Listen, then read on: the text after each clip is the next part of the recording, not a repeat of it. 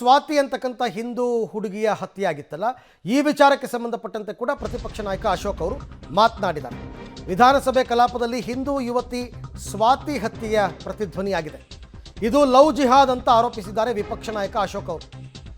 Again ಪೊಲೀಸರು ಪ್ರಕರಣವನ್ನು ಮುಚ್ಚಿ ಹಾಕೋದಕ್ಕೆ ಪ್ರಯತ್ನ ಪಟ್ಟಿದ್ದಾರೆ.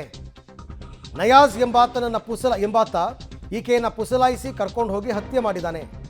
ಇದ್ಯಾವುದು ಸರ್ಕಾರ ನೋಡ್ತಾ ಇಲ್ಲ, ಮೌನವಾಗಿದೆ. ಸರ್ಕಾರ ಲಾ ಆ್ಯಂಡ್ ಆರ್ಡರ್ ಫುಲ್ ಹಾಳಾಗಿದೆ ಅಂತೆಲ್ಲ ಸರ್ಕಾರದ ವಿರುದ್ಧ ಒಂದಷ್ಟು ಹರಿಹಾಯ್ದಿದ್ದಾರೆ. ಆ ಇಬ್ಬರು ಹುಡುಗರು, ಅವರ ಹೆಸರು ವಿನಯ್ ಮತ್ತು ದುರ್ಗಾಚಾರಿ.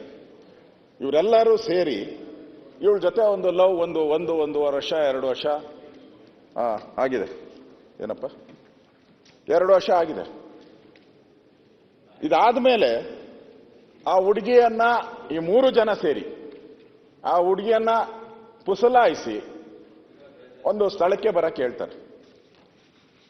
ಈ ಲವ್ ಇದೆಲ್ಲ ಮುಗಿದ ಮೇಲೆ, ಲವ್ ಜಿಯಾದ್ ಆಗಿ 2 ವರ್ಷ 3 ವರ್ಷ ಆದಮೇಲೆ ಇನ್ನೇನು ಅವರಿಬ್ಬರದು ಮದುವೆ ಆಗಬೇಕು ಅನ್ನೋ ಸಂದರ್ಭ ಬಂದಾಗ ಈ ಹುಡುಗಿನ ಒಂದು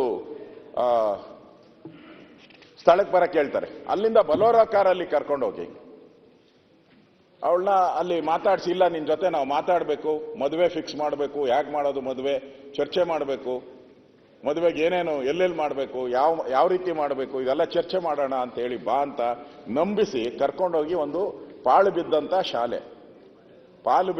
ಶಾಲೆಗೆ ಕರ್ಕೊಂಡೋಗಿ ಅಲ್ಲಿ ಒಂದು ಕೇಸರಿ ಇದಕ್ಕೂ ಕೂಡ ಉತ್ತರ ಯಾರು ಕೊಡ್ತಾರೆ ನೋಡ್ರಪ್ಪ.